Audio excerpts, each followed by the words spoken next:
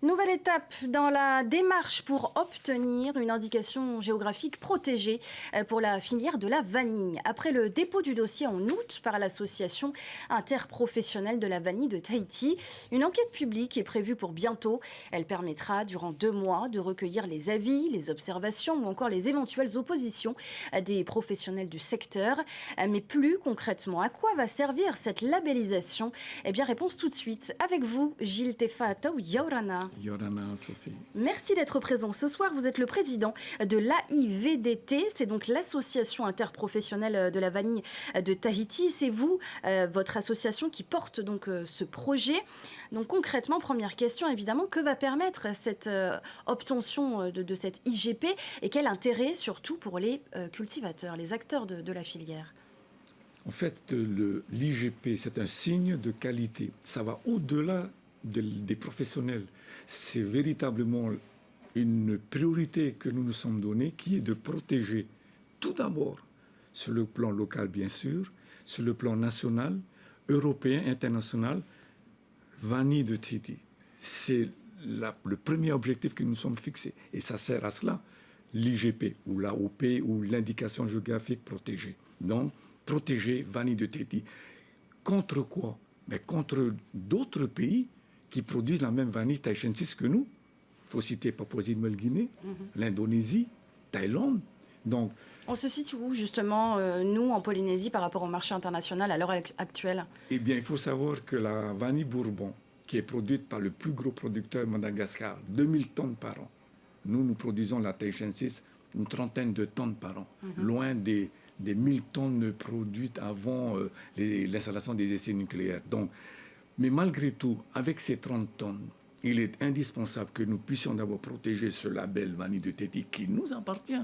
Pas à nous seulement les professionnels, mais qui appartient au pays. C'est un patrimoine qu'il faut protéger. Et c'est la raison pour laquelle j'ai été soutenu, nous avons été soutenus par le gouvernement, par les membres de l'Assemblée, pour pousser, pour faire aboutir cette protection, ce projet. est-ce qu'elle suppose une nouvelle réglementation? Il y a un cahier des charges qui est très strict et qui permet à un producteur de choisir d'adhérer au label IGP, de suivre les indications, tant sur la production, sur la préparation et sur l'exportation. Donc il y a un cahier des charges bien précis que nous avons finalisé avec la direction de l'agriculture la semaine dernière et qui sera mis au public lorsque l'enquête de reconnaissance locale sera lancée par la DAG dans le courant du mois de janvier. Donc ça sera l'étape suivante. Est-ce que vous avez des retours à l'heure actuelle, pour le moment, des acteurs de la filière? On parle d'opposition éventuelle de certains acteurs. Pourquoi? Non, moi, franchement, pour l'instant, je n'ai pas reçu d'opposition et je ne vois pas en quoi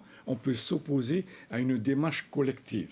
Qui dit réglementation dit peut-être ça peut peut-être être un frein pour les petits petits producteurs. Cette démarche de l'IGP est une démarche volontaire. Cela veut dire que moi, par exemple, je suis producteur depuis 10 ans. Eh bien, j'ai le choix d'opter pour la culture traditionnelle, comme je l'ai fait, comme nous faisons jusqu'à présent, et comme j'ai le choix aussi d'opter en même temps pour le label IGP, ou celui qui souhaite faire les deux. Donc ça ne va pas supposer des moyens supplémentaires de se professionnaliser, de professionnaliser la filière. Oui, bien sûr, il faut professionnaliser la filière. Il faut se protéger contre les tentatives de fraude menées par d'autres pays qui font du mélange, par exemple de la Bourbon avec la vanille de Tahiti, et présenter leur production comme étant une vanille produite à Tahiti.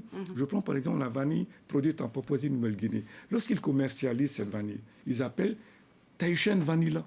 Or, le consommateur a l'impression que cette vanille, elle est produite ici et préparée en Polynésie. Et qui va contrôler finalement cette IGP? Et donc, il y a un organisme de contrôle qui se fera lors de l'adhésion à cette démarche.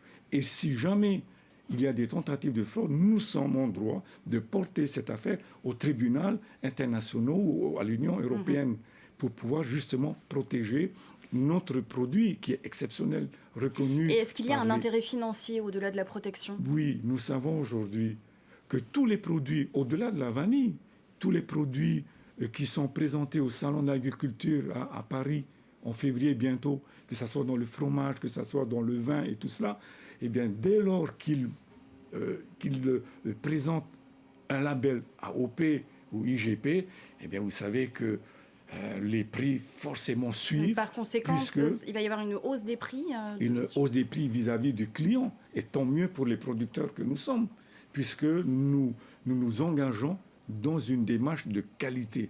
Et tout cela sera contrôlé au travers de ce cahier des charges. Alors, prochaine étape, je l'ai dit tout à l'heure, c'est cette enquête publique qui va démarrer bientôt. J'ai ce petit fascicule entre les mains que vous nous avez apporté. Gilles, qu'est-ce qu'il contient, ce fascicule? Il sera à destination des acteurs de la filière. Hein. Oui, alors, c'est une enquête publique qui est lancée par la direction de l'agriculture dans le courant du mois de janvier, mais qui va concerner, bien sûr, prioritairement les professionnels, mais aussi le grand public, puisque ce guide, ce flyer, répond à des questions que nous nous posons sur l'IGP. C'est quoi une IGP? À quoi elle sert?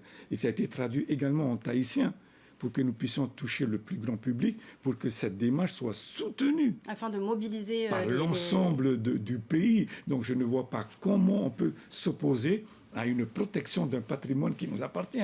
On ne peut pas s'y opposer. Quelles sont les prochaines étapes après cette enquête publique et d'ailleurs, quand est-ce qu'elle démarre? Et donc, normalement, d'après les informations récoltées auprès de la DAG, au courant du mois de janvier, pour 2 mois. Donc, il y aura un cahier qui sera mis à la disposition donc, du public, des professionnels, et qui auront aussi la possibilité de consulter le cahier des charges, dans lequel il y aura toutes les démarches à suivre pour obtenir le label IGP. Et après cela, eh bien, une fois cette reconnaissance faite, nous irons à Paris défendre la reconnaissance nationale, européenne et internationale. Merci beaucoup, Gilles Tefa-Atow. Les acteurs de la filière sont donc invités à répondre à cette enquête publique. Merci d'avoir été parmi nous ce soir, d'avoir répondu à nos questions.